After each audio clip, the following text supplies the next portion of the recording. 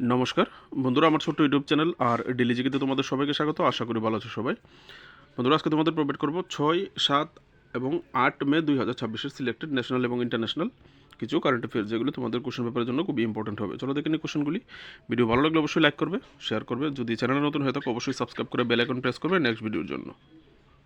বন্ধুরা, প্রথম কোশ্চেনটা খুবই একটা important question. Which country launched the Project Freedom near the Strait of Hormuz in May 2026? কোন দেশটি 2026 সালের মে মাসে হরমুজ প্রণালীর নিকট প্রজেক্ট ফ্রিডম চালু করেছে? ঠিক আছে, তো এখানে অপশানে চায়না, ইন্ডিয়া, ইউএসএ, ইরান দেওয়া আছে। তো এখানে আনসারটা হবে ইউএসএ। ঠিক আছে, এই যে হরমুজ প্রণালী দিয়ে এই যে তেলবাহী জাহাজগুলি আসতে যে বাধা তৈরি করছে ইরান, এই বাধাটাকে কাটিয়ে দেওয়ার জন্য আমেরিকা এই প্রজেক্ট ফ্রিডম চালু করেছে। এর মাধ্যমে তারা আমেরিকা নৌবহর দেবে, নৌবহর এসকর্ট করে বিভিন্ন দেশের যে তেলবাহী জাহাজগুলি আছে এগুলির জন্য নিশ্চিন্তে চলাচল করতে পারে তার ব্যবস্থা করবে। ঠিক আছে, যেটার নাম দেওয়া হয়েছে প্রজেক্ট ফ্রিডম। ঠিক আছে, নেক্সট কোশ্চেন। 2026 সালের মে মাসে প্রসার ভারতীর নতুন চেয়ারম্যান হিসেবে কে নিযুক্ত হয়েছেন? Who has taken charge as the new chairman of প্রসার ভারতী ইন মে 2026? তো এখানে আনসারটা হবে অপশান এ, প্রসূন যোশী। তিনি কাকে স্থলাভিষিক্ত হয়েছেন? সাকসিডেড নবনীত কুমার সেহগাল, যিনি আগে প্রসার ভারতীর চেয়ারম্যান ছিলেন। ঠিক আছে, এখন হয়েছে Prasun Joshi. Next question. Thomas cup sports related important current affairs, যারা হাইকোর্টের এক্সামের প্রিপারেশন করছো তোমাদের জন্য ইম্পর্টেন্ট, কারণ স্পোর্টস থেকে 2-3টা কোশ্চেন করে। ডেনমার্কে অনুষ্ঠিত 2026 BWF থমাস কাপ ফাইনালে কোন দেশের পুরুষ দল স্বর্ণপদক জয় করেছে? ঠিক আছে, গোল্ড মেডেল ইম্পর্টেন্ট থাকে কোশ্চেন পেপারের জন্য। তো BWF মানে ব্যাডমিন্টন ওয়ার্ল্ড ফেডারেশন, মানে তাহলে থমাস কাপ কোন খেলার সঙ্গে যুক্ত যদি জিজ্ঞেস করে তাহলে ব্যাডমিন্টনের সঙ্গে। ঠিক আছে, তো 2026 থমাস কাপ যেটা স্বর্ণপদক জিতেছে সেই দলটা হচ্ছে চায়না।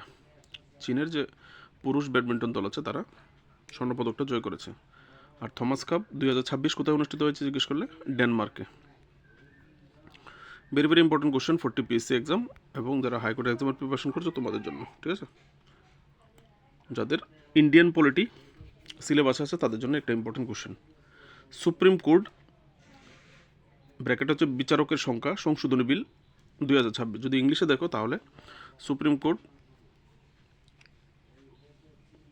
নাম্বার অফ জাজ amendment bill 2026।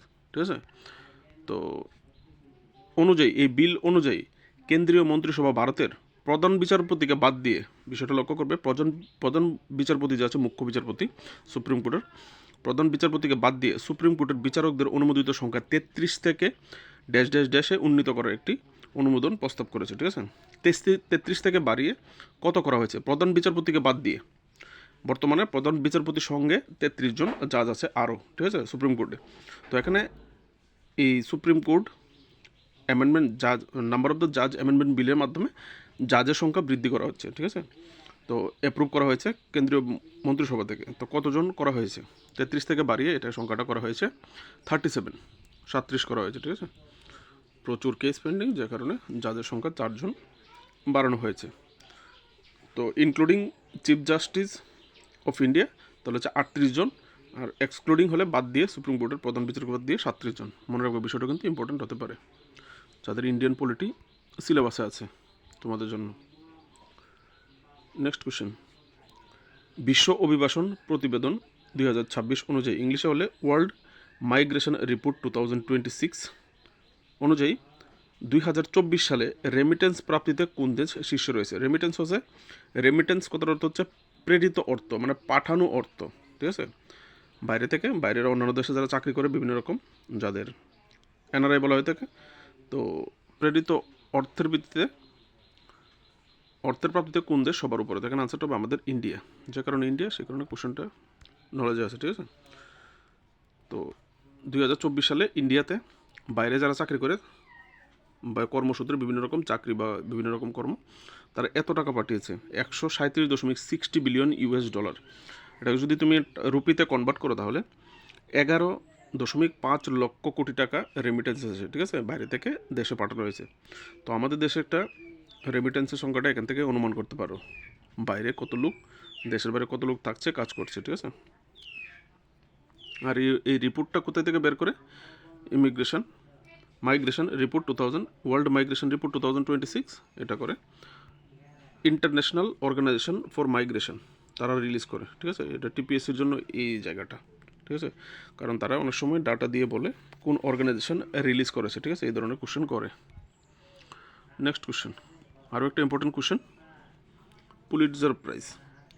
In May 2026, Indian journalist Anand R.K. and Suparna Sharma won which one of the following prestigious award? 2026 সালে মে মাসে ভারতীয় সাংবাদিক আনন্দ আর.কে এবং সুপর্ণা শর্মা নিচের কোন মর্যাদাপূর্ণ পুরস্কারটি পেয়েছে? Booker prize 2026, Pulitzer prize 2026, Ramon Magsaysay award 2026, Oscar award 2026। এখানে আনসারটা হবে অপশন বি, পুলিটজার প্রাইজ 2026, যেটা জার্নালিজমের সঙ্গে জড়িত, ঠিক আছে। ভেরি ভেরি একটা ইম্পর্টেন্ট ট্রফি অ্যাওয়ার্ড, যেটা কোশ্চেন পেপারে জিজ্ঞেস করে, ঠিক আছে। আর পুলিটজার প্রাইজটা কে দিয়ে থাকে? Columbia University in New York City, America, ঠিক আছে। নেক্সট কোশ্চেন, 2026 সালের মে মাসে আইকন অফ ইন্ডিয়া প্রদর্শনী কোথায় চালু করা হয়েছে? আইকন অফ ইন্ডিয়া এক্সিবিশন কোথায় চালু করেছে? এখানে আনসারটা হবে অপশান এ, মাদাম তুসু, যেটা লন্ডনে অবস্থিত, ঠিক আছে, madame Tusu London. Madame Tusu যেখানে কী করা হয়ে থাকে, যে প্রদর্শনীটা কিসের উপর ভিত্তি করে? প্রদর্শনীটা হচ্ছে এখানে ভারতের 13 জন ফিগার প্রদর্শনী করা হচ্ছে, ঠিক আছে। 13 ওয়াক্স ফিগার, ওয়াক্স হচ্ছে মোমের পুতুল, ঠিক আছে, মোম দিয়ে বানানো সেলিব্রিটিদের পুতুল আর কি, যার মধ্যে অমিতাভ বচ্চন, সচিন তেন্ডুলকরও সামিল আছে, ঠিক আছে। যেখানে ক্রিকেটার এবং সিনেমা জগতের 13 জন তারকার প্রদর্শনী একটা আয়োজন করেছে, ঠিক আছে। কোথায়? মাদাম টুসুতে, লন্ডনে। Next question, which state has launched India's first state-led Center of Excellence for Space Technology? কোন রাজ্য ভারতের প্রথম রাজ্য পরিচালিত মহাকাশ প্রযুক্তির উৎকর্ষ কেন্দ্র, যেটাকে ইংলিশে centre of excellence for space technology বলা হয়, চালু করেছে, ঠিক আছে। তারা রাজ্য চালাবো, ঠিক আছে। এতদিন আমাদের স্পেস টেকনোলজি যেটা আছে আমরা জানি ইসরো আমাদের, সেটা কেন্দ্র সরকার পরিচালিত, তো এখানে রাজ্য পরিচালিত টোটালি মহাকাশ প্রযুক্তির একটা উৎকর্ষ কেন্দ্র চালু করেছে প্রথম রাজ্য হিসেবে। এর আগে এই ধরনের প্রকল্প কোনো রাজ্য চালু করেনি, মহাকাশ প্রযুক্তির উৎকর্ষ কেন্দ্র। আনসারটা হবে কর্ণাটকার যে বেঙ্গালুরুতে এটা স্থাপন করা হয়েছে, এই centre of excellence space technology, ঠিক আছে। দেখেন নেক্সট কোশ্চেন, আরেকটা very very important question, which one of the following railway zone is the India's newest and 18th railway zone? নিচের কোন রেলওয়ে জোনটি ভারতের নবীনতম এবং 18তম রেলওয়ে জোন, ঠিক আছে। একদম নতুন একটা রেলওয়ে জোন হয়েছে, আর যেটাকে 18তম রেলওয়ে জোন বলা হয়ে থাকে, ঠিক আছে। তো এটা এখানে কোন রেলওয়ে জোনটা? অপশান হবে অপশান বি, আনসারটা হবে option B, South Coast Railway zone, ঠিক আছে, সাউথ কোস্ট রেলওয়ে জোন, যার হেডকোয়ার্টার এবার তোমাকে নবগঠিত বা 18তম রেলওয়ে জোনের হেডকোয়ার্টার কোথায় জিজ্ঞেস করলে বিশাখাপট্টনম, অন্ধ্রপ্রদেশ, বা কোন রাজ্যে? অন্ধ্রপ্রদেশে, ঠিক আছে। আর এটা অপারেশনাল 1 জুন থেকে অপারেশন হবে, মানে চালু হয়ে যাবে, ঠিক আছে, কার্যপ্রণালী। Next question,